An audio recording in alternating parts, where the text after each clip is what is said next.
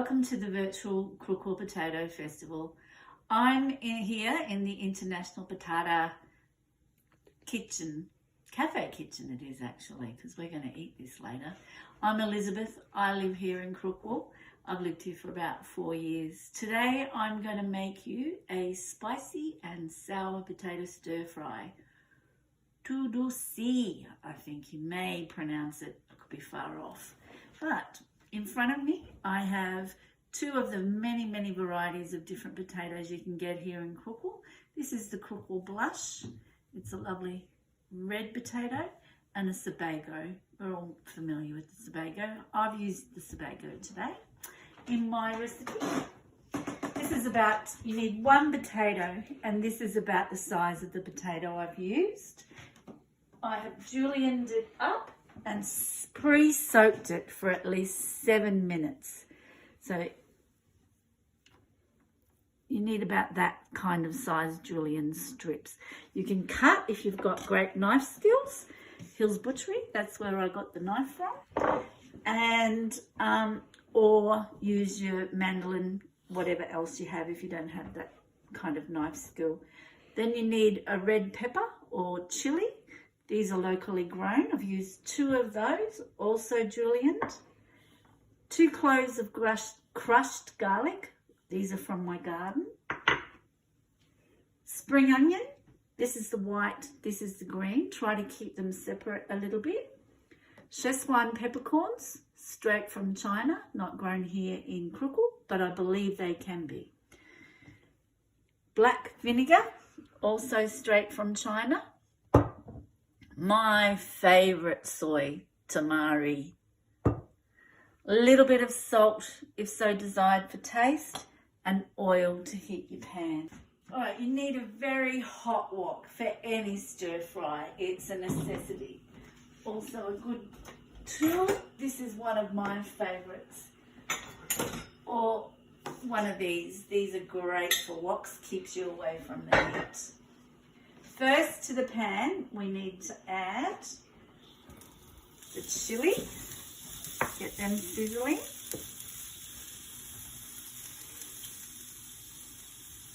These are a bit sweet. Szechuan dishes are typically very hot. And that's where we get the hot from, and sour comes from the black vinegar. We'll just add a little bit of that at the end.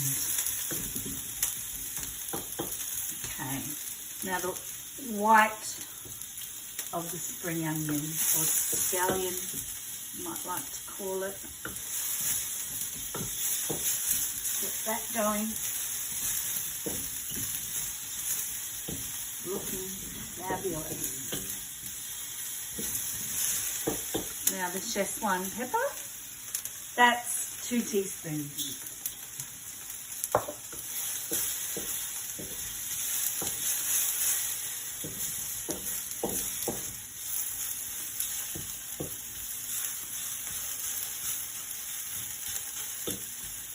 Just take the bite out of these, you know, the crunch.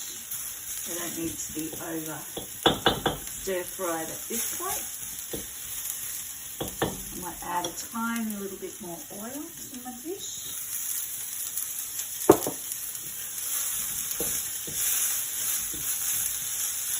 Now the smell is fantastic. That Szechuan pepper is heating up. Garlic. Garlic can go sour if you burn it and don't caramelise it in that yummy sweet way, particularly crushed garlic.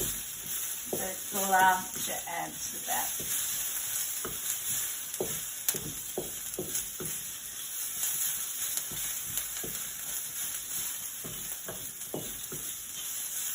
Now I'm finding my wok's quite dry today, so I'm going to add a little bit more oil. It is just a little bit. That was about a teaspoon coming out of there. Now let's start with our potato.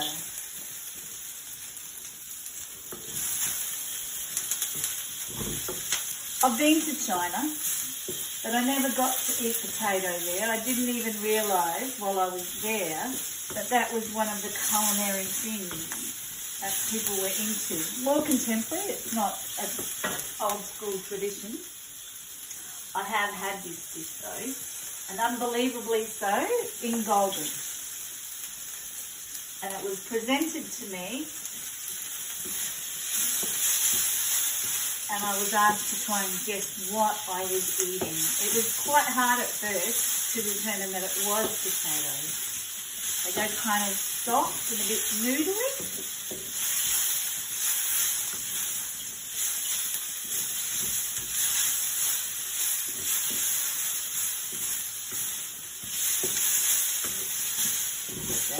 Add the potato a little bit at a time. You don't want your wok to cool down too much.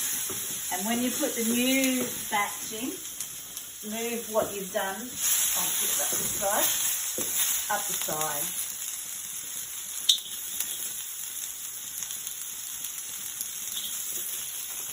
Add a little bit more oil.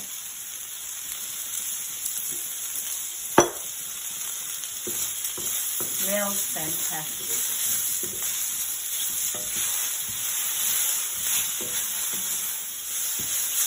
Mix everything else back in.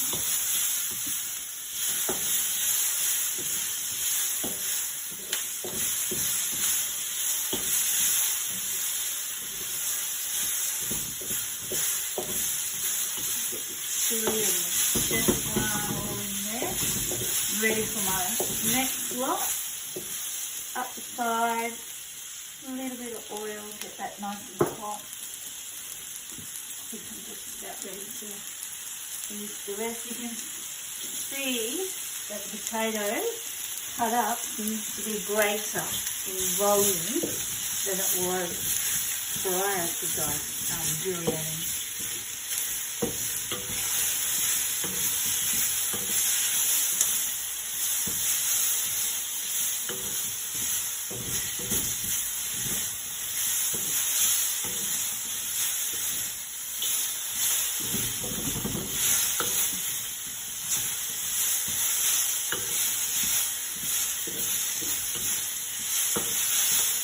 Now, I've worked in kitchens, so after a while in working in a kitchen, you kill all the nerves on the end of your fingers so you can hold on to really hot things. So don't try this holding thing at home. It's not going to work for you.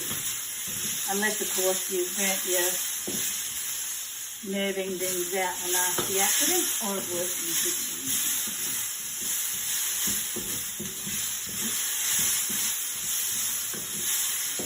Time for the last bit.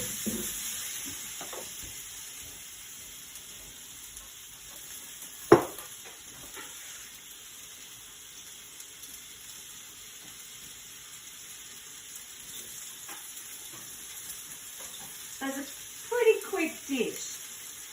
It makes a beautiful side dish, and particularly if you don't want to have a lot of rice on the side. Or if you have vegetarians and vegans in the family, no fish sauce or anything like that in there to upset the vegans, and no meat in there to upset the vegetarians and the vegans. And it's tasty and filling, and even though it has only a few basic ingredients, it is loads of flavour. Okay, I'm going to add a pinch of salt, because I do like salt.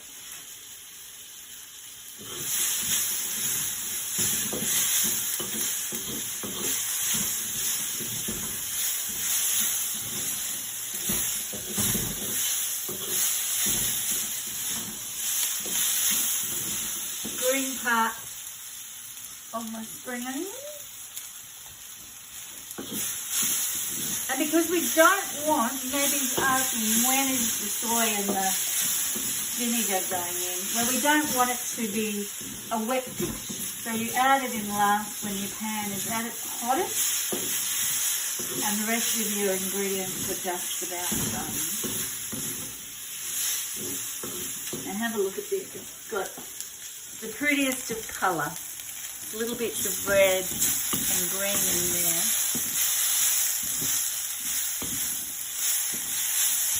And you can see the potato is changing its shape and form. It's going limper. Here's a earlier piece or a later piece, and here's something I put in earlier. So we want them to all kind of end up that way. You don't really want to be munching down on raw potatoes.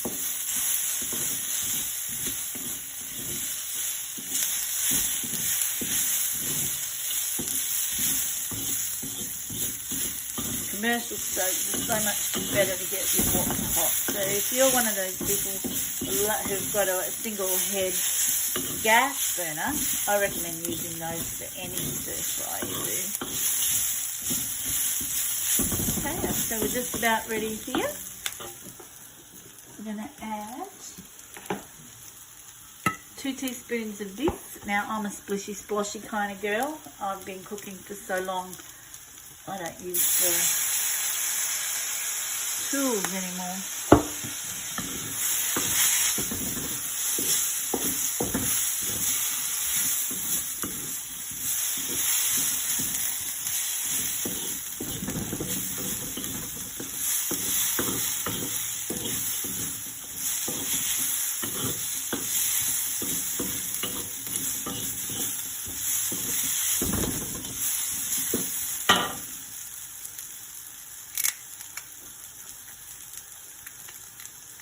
And 2 teaspoons of the soy.